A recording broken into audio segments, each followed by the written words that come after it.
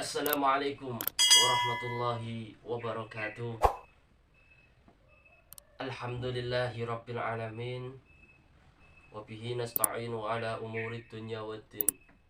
Wassalatu wassalam ala asrafil anbiya'i wal mursalin wa ala alihi wa sahbihi ajma'in, amma ba'du. Pada kesempatan kali ini, alhamdulillah, kita masih diberikan nikmat sehat, iman Islam, sehingga kita bisa beribadah kali Gusti Allah Subhanahu wa ta'ala. Alhamdulillah, Gusti Allah taksih memberikan nikmat rahmannya kepada kita untuk semua manusia yang ada di muka bumi ini. Tapi tatkala manusia itu kadang lupa apa adanya, bahwa yang menciptakan kita tanpa rasa mikir, tanpa rasa membedakan. Allah Subhanahu wa ta'ala telah memberikan ke setiap seluruh manusia beribu nikmatnya. Maka dari itu marilah kita gunakan nikmat Allah Subhanahu wa ta'ala yang telah diberikan kepada kita, yaitu nikmat sehat, nikmat harta, nikmat tahta, dan nikmat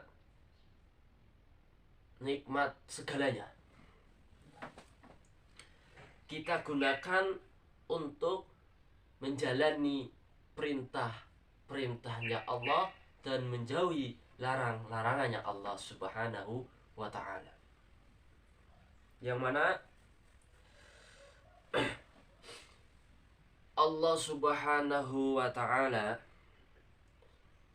tidak suka, bukan tidak senang pada orang yang pendosa, tapi Allah Subhanahu wa ta'ala tidak suka pada dosanya tersebut, bukan pada orang yang pendosa. Salawat serta salam kita sanjungkan kepada Nabi Agung, Nabi mulia, Nabi dari penutup para nabi, yaitu Nabi Muhammad Sallallahu Alaihi Wasallam, yang mana Nabi Muhammad adalah utusan Allah Subhanahu wa ta'ala yang diturunkan untuk kita, membawa kita dari bangsa kegelapan menuju zaman yang penuh barokah ini, yang kaulah hormati para alim, para ulama, para masyayikh, para ustadzi, yang saya tidak bisa menyebutkan salah satunya. Yang saya hormati santriwan dan santriwati yang saya muliakan. Saya di sini akan mengajak kalian untuk belajar bareng dalam urusan ilmu, yaitu urusan ilmunya Gusti Allah Subhanahu wa ta'ala. Terus siapa yang mengajarinya? Yaitu yang mengajari adalah Allah Subhanahu wa ta'ala. Wal mu'allimu wallahi. Jadi Allah ya yang mengajarkan kita. Kita hanyalah yang mengajarkan kalian untuk mengingatkan jenengan kabeh yang ada di sini. Kemudian di dalam setiap perbuatan itu, dalam tingkah laku kita setiap hari itu tergantung pada niatnya. Makanya Kanjeng Nabi tahu innamal a'malu bin niat. Itu innamal a'malu bin niat. Bahwa sesungguhnya segala sesuatu itu tergantung pada niatnya. Maka dari itu beda sama dengan al-amalu innama niyatu bil amal. Beda sama innama niyatu bil amal. Jadi segala perbuatan ataupun sesuatu itu tergantung pada niatnya. Bukan niat harus dikerjakan dengan amalnya. Beda. Jadi tidak wajib segala niat itu diharusi dengan amal. Bahwa contohnya seperti ketika kita sedang melakukan sholat duha, kok di situ ada kita sedang melakukan sholat duha ketika di situ ada tamu. Kita yang aslinya mau sholat duha 8 rakaat, baru 2 rakaat udah ada tamu yang datang kepada kita. Otomatis kita cuma bisa sholat duha hanya 2 rakaat. Maka yang niatnya 8 rakaat itu maka sudah dicatat oleh Allah, sudah mendapatkan pahala oleh Allah Subhanahu wa ta'ala. Maka dari itu ayo bareng-bareng tata niatnya untuk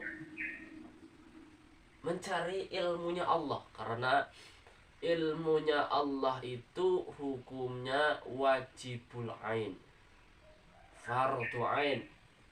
Yang mana fardu ain ini harus wajib kita lakukan. Dan apabila kita tinggalkan maka kita mendapat dosa. Yang pertama yaitu apa? Saya akan menjelaskan tentang kegiatan kita sehari-hari, yaitu sholat. Di sini jadi sholat niku adalah suatu lantaran kita untuk meminta kita kepada Gusti Allah. Kenapa? Karena makna dari sholat tersendiri yaitu maknanya lughatan ad-du'a, yang mana sholat itu sendiri berarti adalah doa.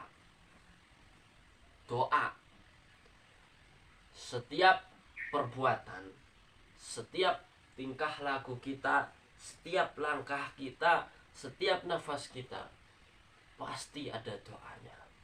Pasti itu. Karena apa? Kok ana wong sing ora gelem doa marang Gusti Allah bakal dicebuna neraka. Berarti wong iku arane sombong. Kemudian salat di sini di dalam Al-Qur'an dapat diambil mempunyai 3 arti makna.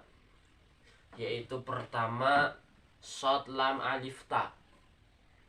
Tulisannya sholatun, yang berarti tunggal. Yang kedua apa? Yang kedua adalah alif lam shad lam ta, bacanya as-sholawat. Kalau kok ada tulisan as-sholawat, maka itu berarti maknanya sholat bukan sholawat. Itu cenderung ke sholat. Karena sholawat di sini memakai jamak, yang artinya kalau jamak itu lebih dari 1 tapi ada batasnya. Dan yang ketiga apa? Yang ketiga itu alif lam shad lam ta, sholat. Yang ketiga yaitu sholat, yang bermakna jamak akan tetapi tidak ada batasnya. Jamak tidak ada batasnya itu seperti sholat sunnah, seperti sholat tahajud, mutlak, dan lain-lain. Kayak gitu. Jadi makna dari sholat tersendiri itu adalah, pertama adalah dari kata silah. Silah itu adalah berkesinambungan antara kita terhadap orang. Kalau andaikan kita bersilaturahmi, berarti ada ikatan antara kita kepada yang kita silaturahmi. Begitu pula dengan Allah. Ketika kita ketika kita sholat, maka kita doa kepada Allah.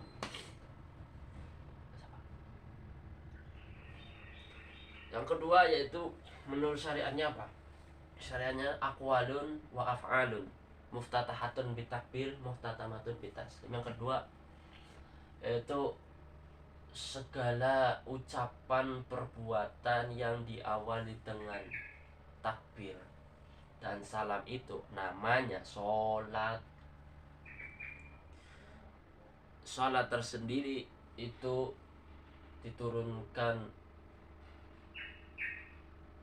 oleh Allah Subhanahu wa ta'ala, diwajibkan sholat 5 waktu niku pada 10 tahun lebih 3 bulan setelah kenabian. Jadi malam 27 Rajab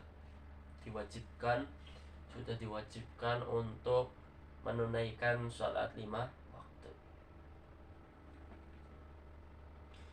Maka kok ada orang yang meninggalkan sholat yang namanya wajib, maka fardu ain, wajib mutlak untuk menunaikan ibadah sholat.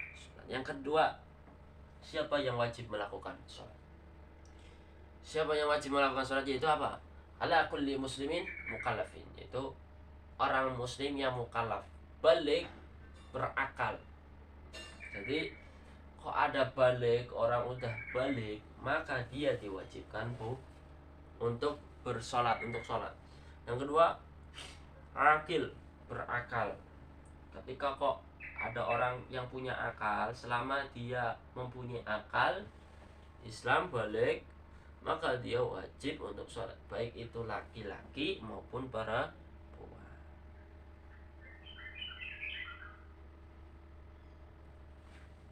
Fala tajibu, maka tidak diwajibkan.